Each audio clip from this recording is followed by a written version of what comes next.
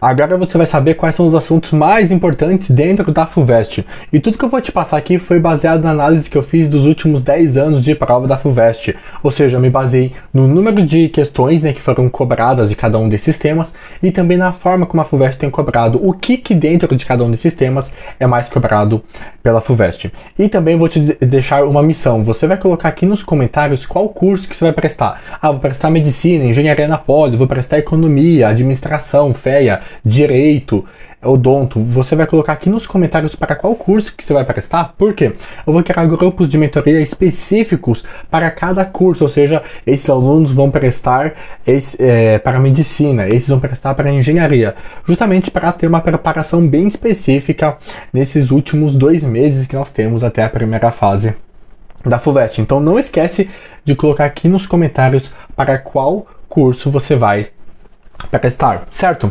Então bora classificar como que nós podemos fazer essa distribuição dos assuntos de Química de maneira bem efetiva para a FUVEST. E obviamente, como Química é o estudo do átomo, dominar a parte de atomística é com certeza um nível de... Se você não souber, você não passa. Por quê?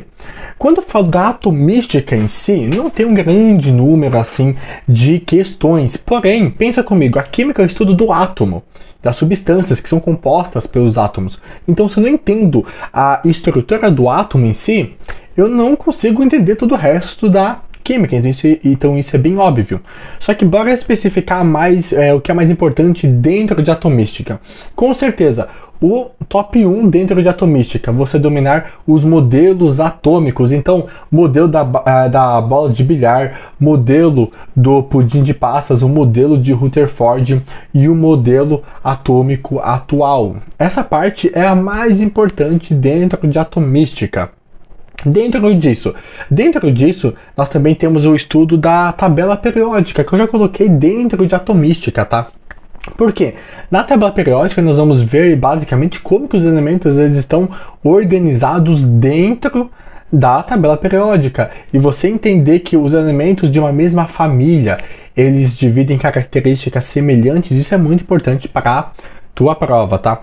E falando um pouco mais sobre a atomística, eu quero deixar um ponto importante que é o seguinte: se você já estudou a atomística, o estudo do átomo, você sabe que tem uma parte chamada de hibridização. E esse assunto, assim, ele não é muito legal de estudar, porque ele não é visível, Hibridização é quando você tem a sobreposição de orbitais, para a mistura dos orbitais, para que você tenha ligações duplas, triplas. Só que o que é complicado é porque você não consegue saber exatamente como que é um orbital. E o que acontece? Para nível FUVEST, a única hibridização que importa é a hibridização do carbono, que você consegue até memorizar, sp, sp2 e sp3. Existem livros que trazem as hibridizações de outros átomos, só que isso não é necessário, ou seja, é um gasto de energia que você não vai usar para nada. Então, em hibridização, você dominar apenas a hibridização do carbono está ótimo. Isso pensando na primeira fase e também a nível segunda fase, tá? Então você vai dominar os modelos atômicos da bola de bilhar, pudim de passas, Rutherford e o modelo atômico atual. Em hibridização, você sabe que a única hibridização que você precisa conhecer é a hibridização do carbono, entender bem a distribuição dos elementos dentro da tabela periódica e as propriedades periódicas. Isso também é bem interessante. Então, raio atômico, energia de ionização, eletronegatividade. Essas características periódicas, essas propriedades periódicas, elas não são cobradas especificamente, mas elas vão ser usadas no assunto lá de reações químicas. Então é bem importante você entender isso. E ainda dentro dessa mesma classificação de se não souber, não passa, nós temos o nosso tão querido, às vezes não tão querido, cálculo estequiométrico. Se nós estávamos estudando os átomos, nós vamos fazer o que agora? Nós vamos calcular a quantidade desses átomos, que é a parte do cálculo estequiométrico. Cálculo estequiométrico não existe prova sem cálculo estequiométrico, não existe. Então, cálculo estequiométrico é quando nós começamos a entender o que é mol e nós começamos a fazer essa contagem dos átomos. Então, você entender unidade de massa atômica, você entender que quando você tem um mol de algum átomo, você tem a massa equivalente à massa atômica. Então, um mol de carbono, o carbono tem massa 12, então um mol de carbono, 12 gramas. E assim é o ferro, por exemplo. O ferro tem massa 26, logo um mol de ferro equivale a 26 gramas, né? Se colocar em massa. Então, quando você pensa em cálculo estequiométrico, não existe prova assim. E dentro de cálculo estequiométrico, o que mais cai na FUVEST é o rendimento de uma reação. Por quê? A FUVEST ela gosta muito, dentro de cálculo estequiométrico, colocar, por exemplo, o caso da bauxita, né? Que ela é o minério, né, que serve, né, para a produção do alumínio. Então eu vou extrair o alumínio a partir da bauxita. E é muito comum assim, sabe que no processo de produção do alumínio são extraídos 40 toneladas de bauxita para produzirem para a produção do alumínio. E sabe-se que nesse processo nós temos um rendimento de 40%. Então esse conceito de rendimento ele é muito importante. Por quê? Rendimento mostra o quanto que de fato é produzido aquilo que eu quero. Por quê? Durante a produção do alumínio a partir da bauxita, eu vou ter a perda, eu não vou ter 100% de rendimento. Ou seja, de 100 toneladas que eu queria, de 10 toneladas de alumínio que eu queria produzir, às vezes eu vou conseguir produzir 7 toneladas, 6 toneladas, porque eu tenho perdas ao longo dessa produção. Então, dentro de equilíbrio químico, o tópico mais importante é rendimento de reações. Existe também um outro assunto dentro de equilíbrio, de cálculo estequiométrico, que é a nossa ideia de reagente em excesso e reagente limitante. Esse conceito é importante, só que a FUVEST em si muito dificilmente tem cobrado esse conceito de reagente em excesso e reagente limitante. Porém, é importante porque se a FUVEST ela for dar um aprofundamento, ela vai cair dentro disso. E esse conceito de reagente em excesso e reagente limitante, isso vai aparecer de novo lá em equilíbrio químico, quando a gente for se aprofundar mais um pouco. Então, dentro de equilíbrio de cálculo estequiométrico, o mais importante é rendimento de reações, depois reagente limitante e reagente em excesso. Você entender que uma reação, ela acaba quando uma reação para de ocorrer, quando o reagente limitante acaba. Certo? Ou seja, quem determina quando uma reação vai acabar é o reagente limitante. Assunto bem importante aqui. Certo? Aqui eu coloquei um tema que, se sobrar tempo você estuda. Ou seja, já terminei todos os assuntos importantes de química. Se sobrar tempo, aí você estuda, que é aqui os polímeros. E você pode pensar, cara, como assim? Mas polímeros, né? Eu penso a questão do plástico, a questão ambiental, sim.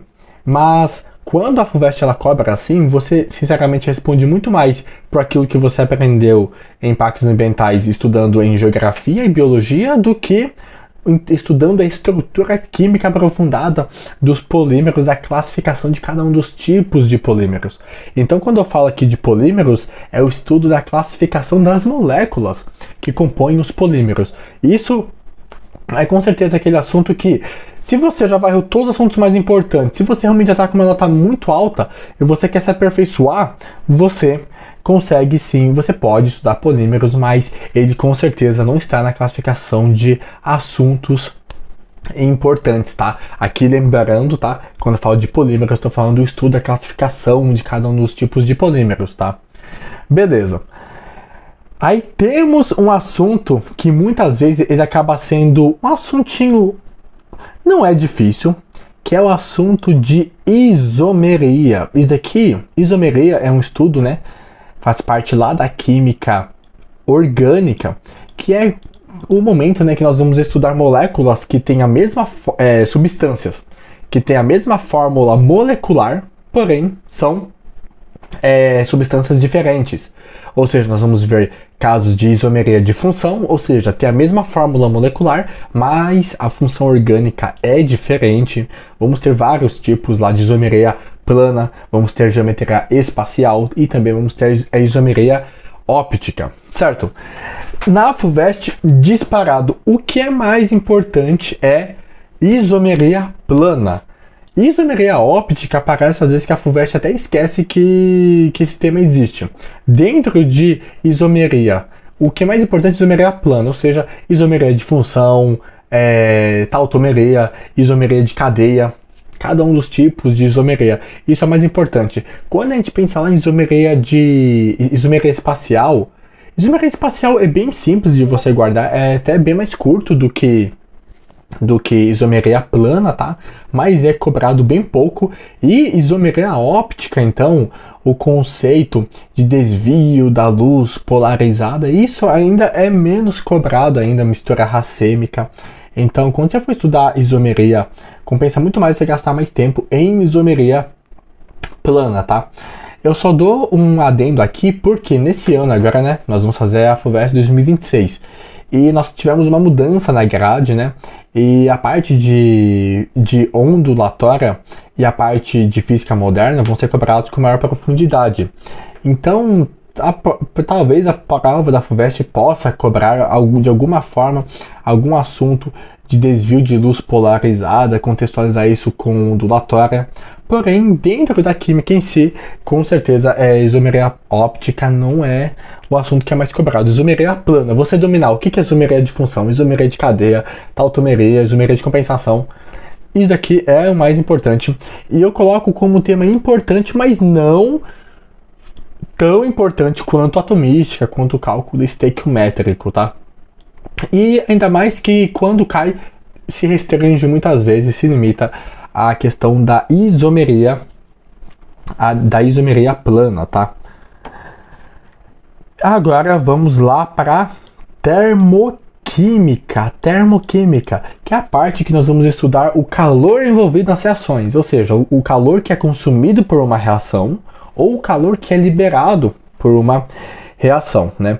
Termoquímica, sinceramente, quando cai termoquímica na FUVEST, a FUVEST tem sido bem camarada em relação a isso. Por quê? Se você já estudou termoquímica, você sabe que existe a parte chamada de lei de Hess, que é o seguinte, que mostra que a entalpia de uma reação, entalpia nada mais é do que a energia, o calor envolvido na reação. Hess mostra que uma reação, para ir de um reagente A para um produto B, ela pode percorrer diferentes caminhos de reação. E ele mostra que o caminho que a reação percorre não interfere na entalpia final da minha reação.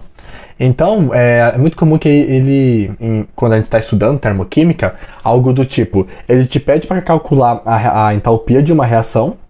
E como que você vai calcular? Você vai calcular essa entalpia com base em outras 3, 4 reações que o enunciado te deu. E aí você vai operacionalizar como se fosse matemática. Reagentes iguais em lados opostos, quer dizer, substâncias iguais em mesmas quantidades em lados opostos da reação, você pode cortar. Do mesmo lado você soma as quantidades. Então é um trabalho bem matemático, você trabalha bem como se fosse equação. E é bem trabalhoso, mas mesmo esses assuntos assim de cálculo dentro da termoquímica, é trabalhoso, mas é simples. É algo que vai gastar tempo, mas não é complexo. Porém, a FUVEST ela já cobrou mais esse aspecto do cálculo mesmo da entalpia. Atualmente a FUVEST está usando mais uma ideia de aplicabilidade. Então ela vai te dar algum conceito de termoquímica relacionado lá com equilíbrio químico.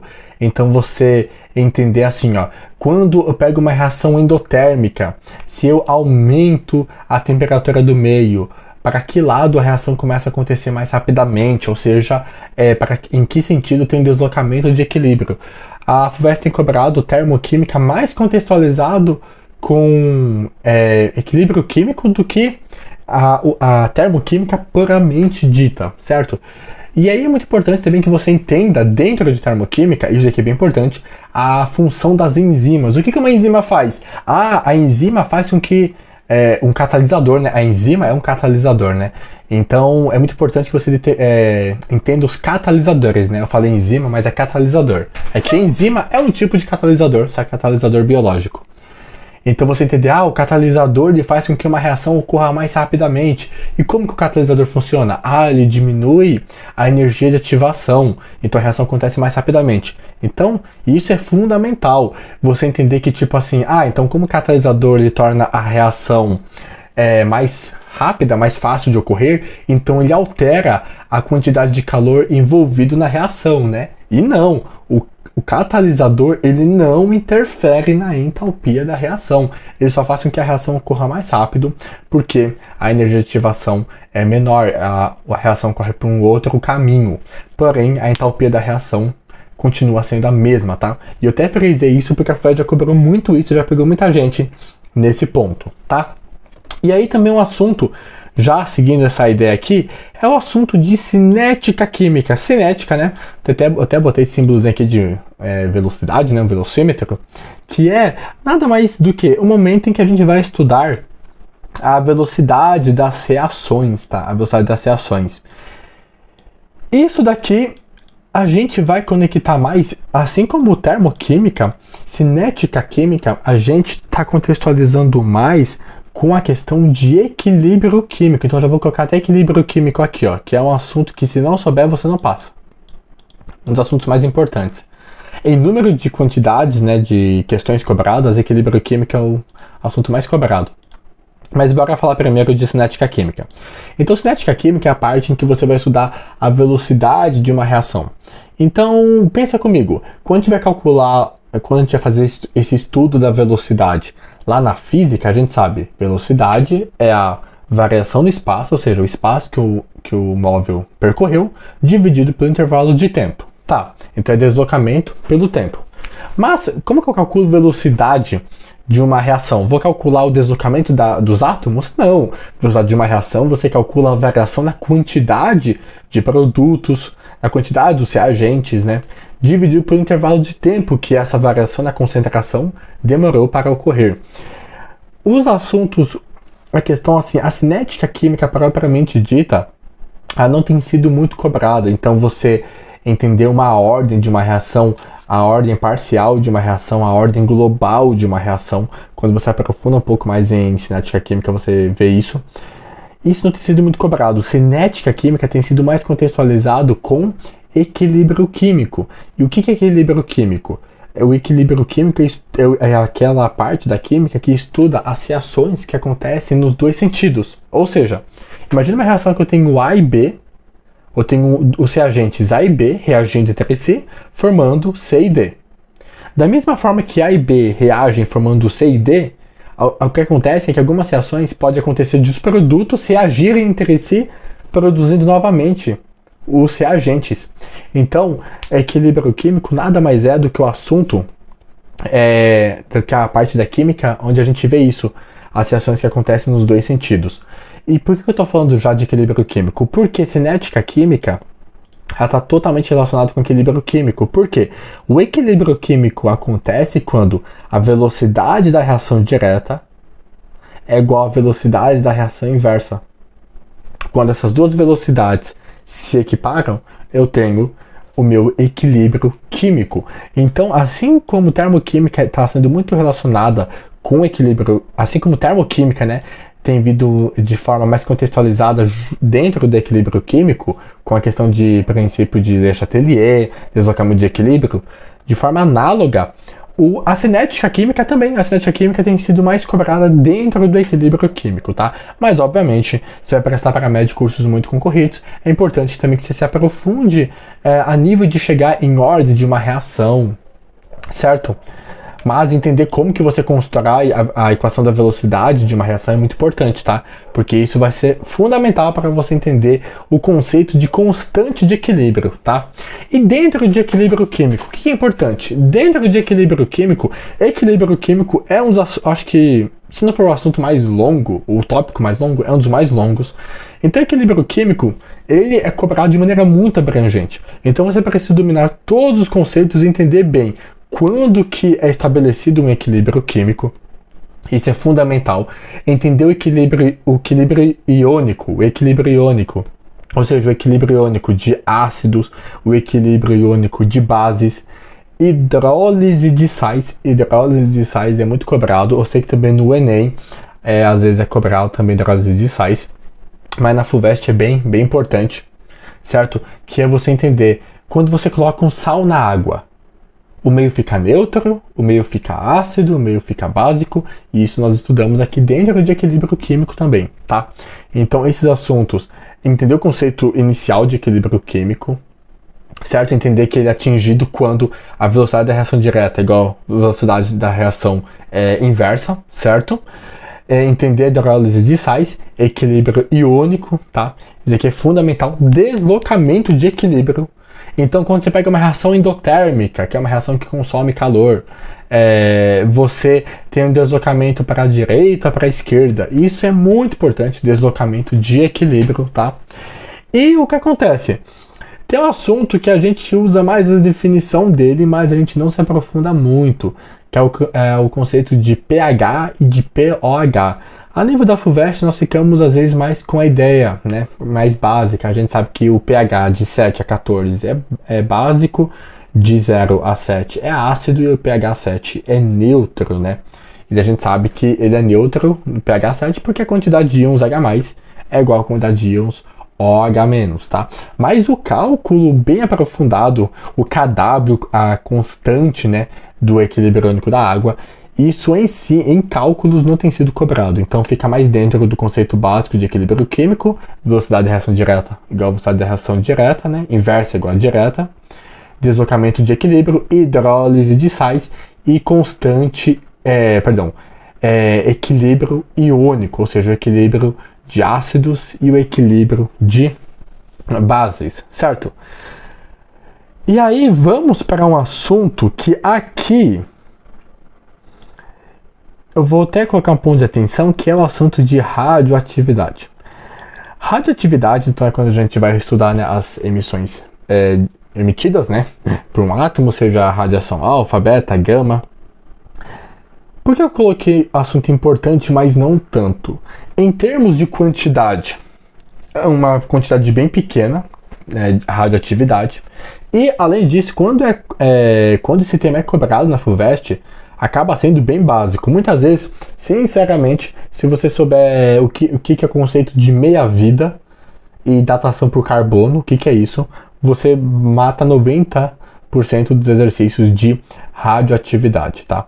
Mais importante, tá, que você saiba que radiação alfa é um núcleo de hélio, que radiação beta seria um elétron, que radiação gama é uma onda, tá? Então, eu coloquei como importante, mas não tanto pela quantidade de questões, tá? Mas aqui eu quero deixar um ponto bem para você, quando você for estudar isso, tá? Não é que você não vai estudar, mas você não vai dar tanta importância quanto esses outros assuntos aqui. Mas quando você for ver radioatividade, foca muito numa questão mais aplicável. Ou seja, quando esse tema está presente, muitas vezes ele é contextualizado pela periculosidade de cada uma das reações, ou seja, qual o tipo de radiação tem mais capacidade de atravessar objetos, ou seja, a segurança precisa ser maior. A radiação alfa, beta ou gama. A radiação gama, como não tem massa, então é a radiação mais perigosa, porque ela pode ultrapassar paredes muito grossas. Já a radiação alfa, ela pode ser barrada facilmente, até por um caderno já consegue barrar uma radiação alfa. Por que acontece isso? Então o FUVEST vem cobrando mais nesse sentido, tá? E o conceito de meia-vida, datação por carbono, tá? Carbono 14. Mas eu só quero colocar um adendo aqui, porque radioatividade, nós também, né, até esse momento não era cobrado o estudo específico em si, das partículas, até esse momento. Porém, como agora como eu já falei antes, né, nós vamos ter uma mudança, vamos ter uma cobrança maior em física moderna, eu acredito que é possível que a FUVEST ela cobre a radioatividade de maneira um pouco mais aprofundada, estudando mais as partículas em si. Porque, por exemplo, assim, se você já estudou radioatividade é quando eu estudo as partículas emitidas, né, por um átomo, né, emitidas pelo núcleo do átomo, beleza. Mas o núcleo do átomo ele é formado por prótons e nêutrons. Ah, beleza, então o núcleo é emitido por prótons e nêutrons. Logo, se eu vou estudar as emissões, né, as radiações emitidas pelo núcleo, é comum você ter a intuição de que a radiação, seja alfa, beta, gama, só pode ser formada por prótons ou nêutrons, porque a radiação é a emissão feita pelo núcleo do átomo. Mas a radiação beta nada mais é do que um elétron. Então você pensa, como que o núcleo, que só tem próton e nêutron, emite uma radiação beta que é um elétron? Aí quando você vai fazer o estudo das partículas, quando você entende que como que é formada uma radiação, como que é formada a radiação beta em si, como que ela envolve a produção de um elétron, aí sim é um estudo mais específico das partículas. Eu não acredito que a FUVEST vá cobrar esse nível de detalhamento, mas é importante a gente também estar um pouco preparado para isso, porque como ela vai cobrar física moderna, estudo das partículas de maneira mais específica, é bom ter isso em mente, tá? E aqui, eu coloquei esse tema aqui, que é a parte de propriedades coligativas. E propriedades coligativas se não souber, não passa? Não. Propriedades coligativas a FUVEST nem sabe que isso existe. Propriedades coligativas é com certeza um tema que não vale a pena você estudar. Não tem mais nada para fazer da vida. Então vai estudar propriedades coligativas. Caso contrário, não estude. Aqui quando eu falo das propriedades coligativas, estou falando da parte dos cálculos em si, tá? Então, o que acontece? Existe a parte mais teórica, então você entender o que é ebullioscopia, tonoscopia, osmometria, beleza, essa parte você acaba tendo uma noção até intuitiva pelas outras áreas que você estuda. Então você pensa, a temperatura de ebulição. Você concorda que se a pressão exterior for maior, a pressão do meio for maior, vai ser mais difícil atingir a temperatura de ebulição? Porque ebulição pressupõe que é uma mudança de estado, então as partículas ficam mais distantes. Se a pressão externa é muito grande, fica mais difícil essas partículas ficarem distantes, certo? Porém, a parte de cálculo, existe uma parte de cálculo dentro de propriedades coligativas. Essas partes, né, que envolvem cálculos, não servem basicamente para nada. Então, não estude essa parte do cálculo dentro de propriedades coligativas. Se você for estudar propriedades coligativas, pega a visão mais geral. O que é uma tonoscopia, o que é pressão máxima de vapor, certo? Porque isso tem uma contextualização. Mas a parte do cálculo não serve para nada. A parte do cálculo não serve para nada. E aqui eu tenho a parte de química ambiental. E aí você pode pensar, cara, como que você coloca a química ambiental não tão importante assim? Porque o que acontece? Quando eu falo de química ambiental, eu estou falando aqui da parte de vamos estudar, por exemplo, a chuva ácida, certo? Só que essa parte você acaba estudando em geografia, em ecologia. Então a parte química em si acaba não sendo cobrada de maneira muito aprofundada, tá? E diferente do que ocorre no Enem, a FUVEST não tem esse teor tão aplicado da química dentro das questões ambientais, tá?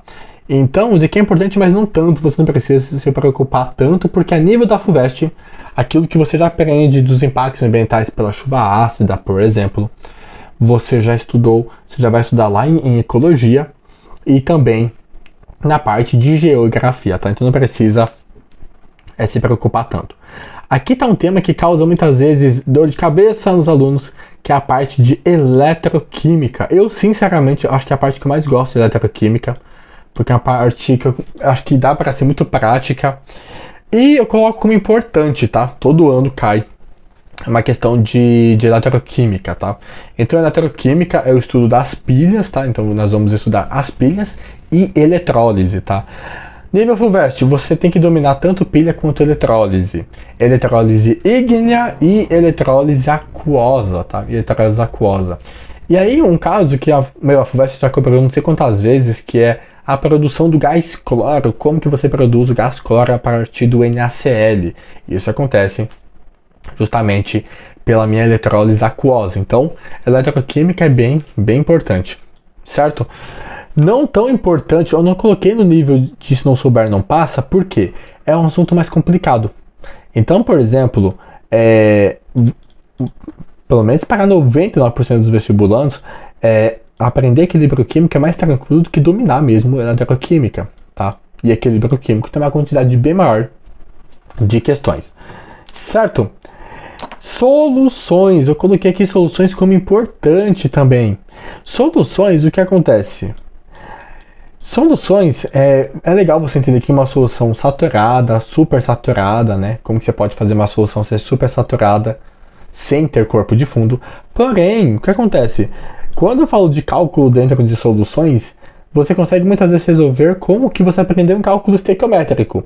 Então existem cálculos específicos, né, fórmulas específicas para quando eu aumento a quantidade de soluto, sem aumentar o volume. Porém, eu não me lembro, acho que um exercício que eu resolvi com fórmulas específicas de solução. Quando é cálculo dentro de soluções, eu sempre vou para cálculo estequiométrico, porque é um cálculo muito mais fácil de você construir tua linha de raciocínio, e o cálculo em si é basicamente várias vezes você fazer regras de 3. Então acaba sendo bem tranquilo. Certo? Aqui nós temos a parte de vou colocar aqui antes, a parte de orgânica, tá? Fundamental. Então aqui estou colocando desde aquela parte bem inicial de orgânica, né, de você entender as ligações, as características do carbono, até o estudo das cadeias. Então aqui não tem como se dividir quais funções são as mais importantes, a função hidrocarboneto, a função álcool. Não todas as funções orgânicas são bem cobradas, tá? Obviamente existe uma maior quantidade de hidrocarbonetos e de álcoois sendo cobrados, porém o domínio das cadeias em si, das funções orgânicas, é muito importante, junto com o conceito de reações orgânicas. E aqui eu tenho uma boa notícia para você.